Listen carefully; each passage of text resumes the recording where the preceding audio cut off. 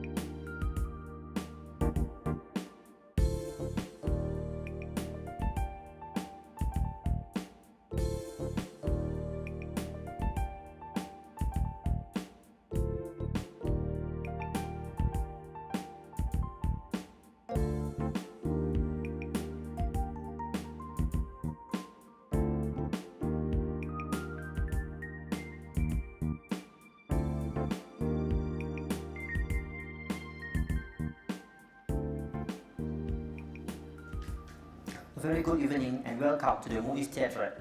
May I request everyone to be seated as we will begin our program shortly. May I kindly request for everyone to put their mobile devices to the silent mode. Thank you. Chief Executive of Muiz, Mr. Abdul Razak Malika, Ustaz Muhammad Murad Muhammad Aris, Director, Religious Development, Islamic Religious Council of Singapore, Mr. N. Purushothaman, the Vice Chairman of the Hindu Advisory Board, Swami Sama Chitananda, Vice President, Ramakrishna Mission, Singapore, Honorable Fifth Leaders, Muiz Council members, youth leaders from religious, educational and community institutions, ladies and gentlemen.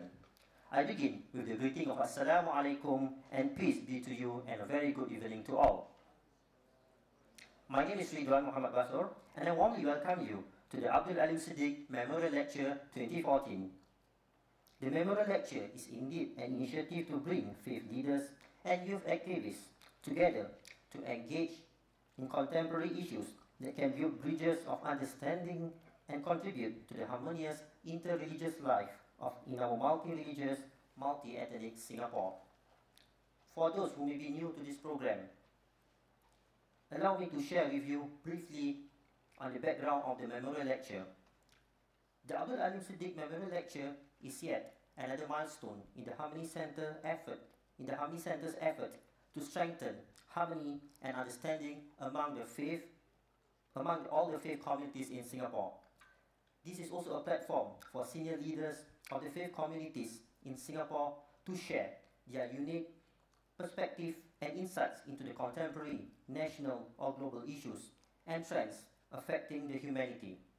Its target audience is the youth from all faith communities to forge a stronger interfaith bonding for the benefit of a future generation through greater understanding and engagement. The Abdul Alim Siddiq Memorial Lecture was first launched in 2011 with Dr. Muhammad Fatris Bakaram, the Mufti of Singapore, as the inaugural speaker for the event. Dr. Muhammad Fatris presented on the theme Religion, Source of Strength in a Challenging World. The following year, we had Venerable Sumanatero from the Singapore Buddhist Federation to present on the perspective and role, religion, globalization and society. In 2013, we had Sister Teresa Xiao presenting on seeking spirituality in the 21st century. Ladies and gentlemen, behind the name of this memorial lecture is a great scholar and also a peace ambassador. Born on 3rd of April 1892 in Meerut, India, Maulana Abdul Alim Siddiq played a significant role in promoting peace and harmony amongst people of all faiths, and he was one of the pioneering generation and the pioneering members of the Inter-Religious Organization of Singapore, IRO. Now, it is my pleasure to invite the Director of Religious Development, Ustaz Muhammad Murad Aris, to deliver his welcoming remarks. Ustaz Murad, please.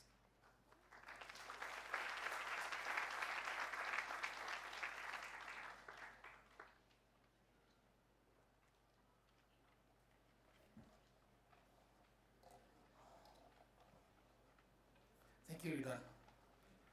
Bismillahirrahmanirrahim. Chief Executive of MUIS, Mr. Abdul America, respected religious leaders of all faith communities, MUIS councils, youth leaders from religious, educational and community institutions, ladies and gentlemen, good evening to one and all, and Assalamu alaikum wa rahmatullahi wa barakatuh. Let me first take this opportunity to convey our Mufti's regard to you, and that he regretted very much that he could not join us tonight due to his unwell conditions today. But he hopes that and prays that our session goes smoothly tonight, and that we would have an enriching and fruitful discussions. And for that reason too, I have to stand in here before you to take his place. And for that, on behalf of MUIS and Harmony Center, I wish to welcome everyone here to the Abdul Alim Siddiq Memorial Lecture, and we wish to express our sincere thanks to all for joining us this evening and supporting a cause that matters much to us. That is strengthening bonds or relationships amongst our religious communities through deeper understanding and dialogue, especially amongst our youth. For this reason, I am especially heartened by the presence of a significant number of our youth representing many religious, civic, and educational institutions. As this lecture is really targeting, and at getting many more of our youth to engage and network in order to continue the legacy of building a strong, peaceful, and cohesive multi-religious society. This was indeed the dedicated cause that the late Maulana Abdul Alim Siddiq, whose name this lecture series was named after, fought for wherever he went. For this reason, he was given the title of the Ambassador of Peace, with many mosques, institutions, and programs around the world named after him. This lecture series aims to inspire many more such Abdul Alim Siddiq amongst our youth to carry on the legacy. This is the fourth Abdul Alim Siddiq Memorial Lecture. In last year's lecture presented by Sister Teresa Xiao from the Catholic faith, she spoke about the importance of elevating and improving our spirituality in the very materialistic and turbulent world that we live in. The theme of her presentation was Seeking Spirituality in 21st Century. Her presentations and subject matter provoked great interest among the youthful audience present at the lecture. It generated many pertinent questions on the importance of religion and its relations with spirituality in the making of a moral and harmonious society. I'm happy to see that each one of us has been given a copy of her lecture and the active questions and answers that follow the lecture for our personal reference. We believe that the topic of religion and its relations with spirituality and living a good and moral life is very, or even more relevant today in this current climate where many who claim to be religious and fighting for a religious cause is doing things that most people find to be the opposite of what religion is supposed to be about. As religious leaders, we want people to know that religion has a positive role to play in offering a moral compass that guides us through our lives to achieve happiness, not just for ourselves, but also for others and other creations around us. For us, we believe that every good Muslim should endeavor to strengthen his relationship with his Creator and seek the guidance of the Creator to be able to live a life that contributes positively to the well-being and happiness of himself or herself, his family, his neighbors, community, and even the country that he or she lives in. Thus, fulfilling the aim of the precious life that has been entrusted on us. Yet we find many who are out there currently committing deeds that they claim to be religious, yet inflict pain, suffering, destructions, and death to others. Where have we gone wrong here? Has it got to do with misunderstanding of religion or religious texts? How is spirituality or the lack of it is a factor here? Is religion, spirituality, and moral the same thing? Many among us understand these terms to be one and the same thing. How is religion connected to spirituality and morality? Do they need to coexist together to bring about the intended outcomes of religion in the first place? Well, I will not be the one who address this question, and to enlighten further on the subject matter, I am pleased that Harmony Center has approached Swami Samachitananda from the Ramakrishna Mission to speak on the subject, which is something close to his heart and his mission. He has so kindly agreed to address us this evening, and for this, my sincere thanks to Swami. I also wish to extend our gratitude to the Hindu endowments as well as Hindu advisory boards for facilitating the 4th Abdul Alim Siddiq Memorial Lecture. Our thanks also goes to Master Chung Kwang Tung Wei, Secretary General of the Taoist Federation Youth Group Singapore, who will be the moderator for the lecture tonight. On that note, I wish everyone here a pleasant listening, and I look forward to learn from the rich experience, perspective, and wisdom of our distinguished speaker. And I hand you now to the Master of Ceremony to proceed with the lecture proper. Thank you.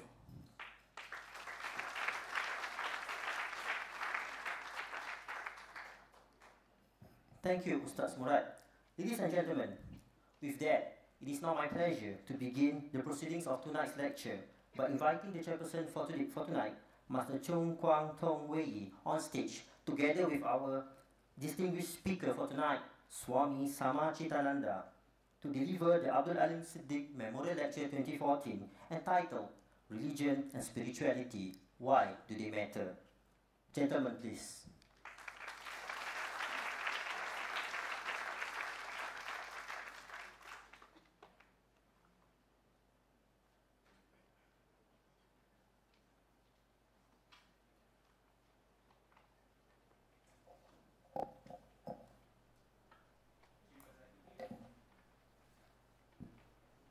Chief Executive of MUIS, Mr. Abdul Razak Marika, Ustaz Muhammad Murad Muhammad Aris, Director of Religious Development of MUIS, Mr. Purushu Tanaman, Vice Chairman of the Hindu Advisory Board, Swami Samachitananda, Vice President of the Ramakrishna Mission, Singapore. Dear friends, ladies and gentlemen, good evening. Okay, I'm Wei from the Taoist Federation Youth Group, and I'm very honored to be here to be the moderator for the 4th Abdul Alim Siddiqui Memorial Lecture. I know Swami through my involvement in the IRO. Like what Lao Tzu said, a journey of 1,000 miles begins with the very first step. Abdul Alim Siddiqui, together with the founders of the IRO, brought the religious leaders and the communities together. And today, we are still strengthening this special bond between the religious communities. Swami Nanda is a monk of the Ramakrishna Order of India, and he is currently the Vice President of the Ramakrishna Mission, Singapore. He joined the order in 1982 and studied the Hindu scriptures and comparative religion in the order's monastic training center, and he graduated in 1988. He was ordained as a Hindu monk in India in 1992. He has been a volunteer religious counselor in ashram, the halfway house run by the Hindu Endowment Board, and he also been the Vice President of the Ramakrishna Mission, Singapore since 2001. He also oversees the work of the Wings Counseling Center and the Ramakrishna Mission's Boys Home as the manager. So apart from conducting weekly religious classes every Sunday and devotional music and Vedic chanting classes every weekend in the mission, he is also often invited to speak on different subjects pertaining to Hinduism and also harmony of religion at various platforms in Singapore and neighboring countries. So the title for today's lecture is a very interesting one: Religion and Spirituality. Why do they matter? Spiritual but not religious, or we call SBNR, has been a very new lingo for the generation Y. So the phrase is increasingly being used by individuals to disassociate them from any traditional, organized religious group in the pursuit of spiritual growth. But can the practices of spirituality truly exist without the basis of religion? Historically, the terms religion and spirituality have been used very closely to describe various aspects of religion. So more recently, with the word spiritual become associated with the emotional thought and experiences, while being religious and ritual is associated with being part of a religious institution or group. So at the present day, with the rise of religious intolerance, selfishness, and as well as greed around the world, what is essential is internal spirituality values based on religion or religious practices to search for the common grounds for people and nations to flourish. So let us put our hands together to welcome Swami to share with us the definition of religion and spirituality and why do they matter to us today. Swami, please.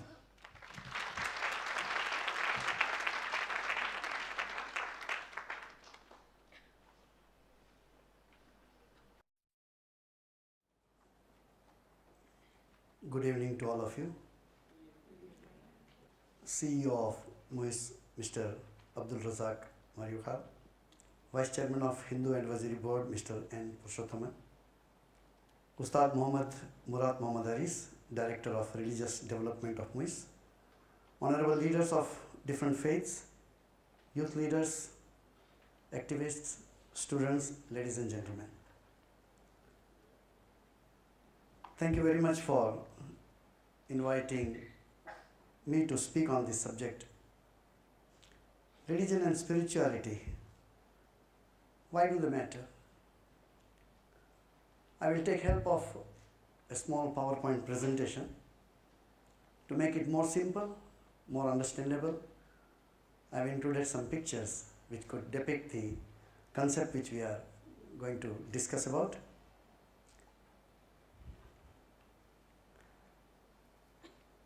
All of us practice religion.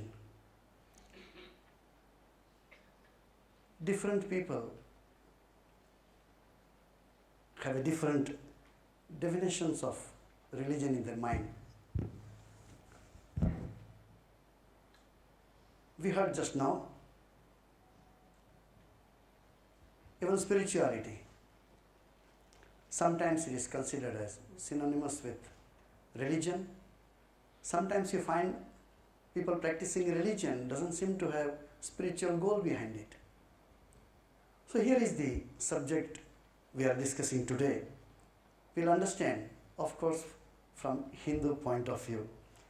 Here I would like to confess before I start. I'm not here to preach Hinduism. I'm not here to prove any point from my personal basis. As a monk of Hindu order of monks, if I can clarify bit of doubt in the mind of even a single person in this hall, my time of preparation and speaking will be fruitful. while speaking on this subject, if anything which is not comfortable to you, I ask for forgiveness in the inception itself. The religious diversity, as you find today in the world, raises many questions. Many people are against religion, have heart and mind to be spiritual, but religion becomes a taboo. When I came to Singapore in 2001, I gave a small booklet to one of our devotees and told, take 5-6 copies and distribute to your friends. She says, Swamiji, religion is a taboo. We do not talk in a group because people are afraid that they may hurt each other. So it is better to keep quiet. So I am really thankful to the organizers, Harmony Center and MUIST, to organize this kind of discourse and the subject which are sensitive.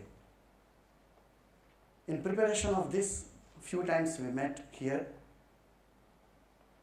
So I was talking to them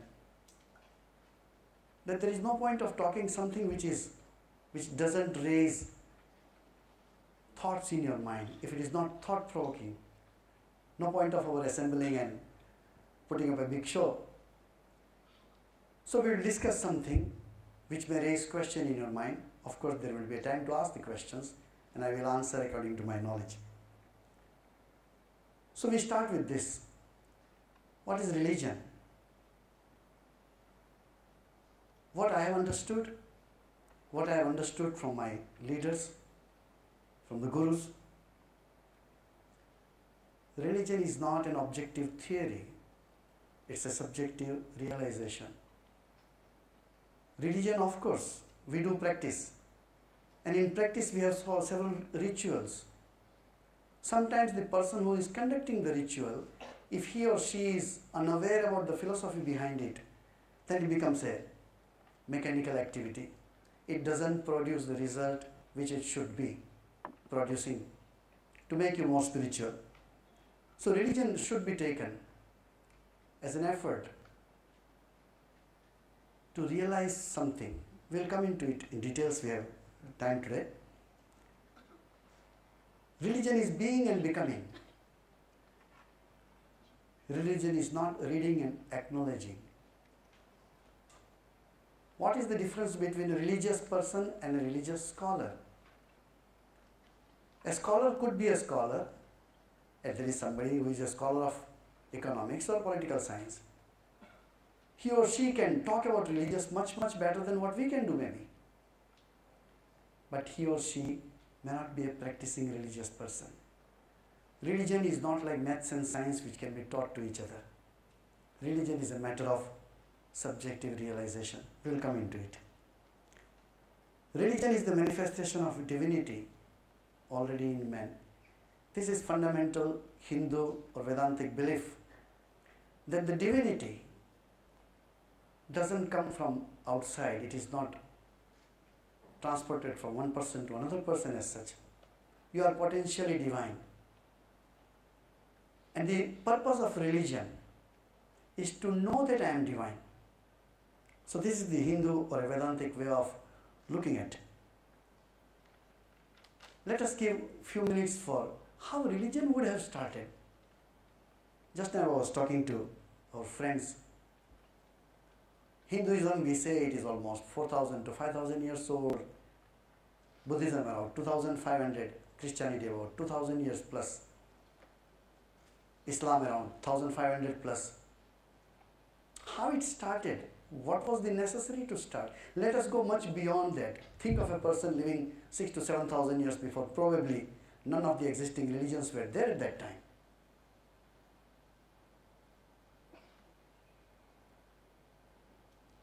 The fundamental question came in the thinking mind about my own existence.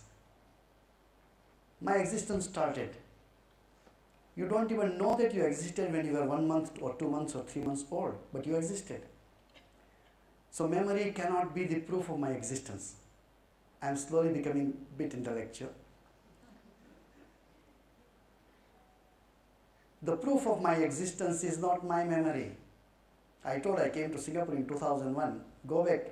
I was in India. I joined the mission in 1982. Still go back. I was in primary school in 1975. Before that, maximum I can remember is primary one or two incidents. What before that 3 to 4 years? I don't have that memory. Or the modern children may have memory of when they were 1 year old or 6 months old, I do not know. But when our memory doesn't travel, I existed. So memory is not the certificate or endorsement of my existence. So the man could have, we do not know which part of the globe. The thought process started. These are how the scholars and saints and mystics have talked about. From where I come from, every day we see people dying. Where do they go? The person whom I was seeing just other day, I met him, I talked with him, I had dinner with him. And today he is no more. Where he has gone? These questions must arise in the mind of a thinking man. There are some parts of our life where we are unaware about this world, just as we are unaware about what I was before my birth or what I will be after my death. Is in the deep sleep that we are totally unaware about the external world. So much so, think about it later if you are not habituated to think in this way. In your deep sleep at every night, there is your state of being. I won't say state of mind because mind sleeps. Deep sleep is that when the mind sleeps, the body sleeps. You are awake within yourself to come out from the sleep and say, I slept very well. Who was that who has witnessed that state? So the question could have in the thinking mind much before any religion would have seen the face of this earth.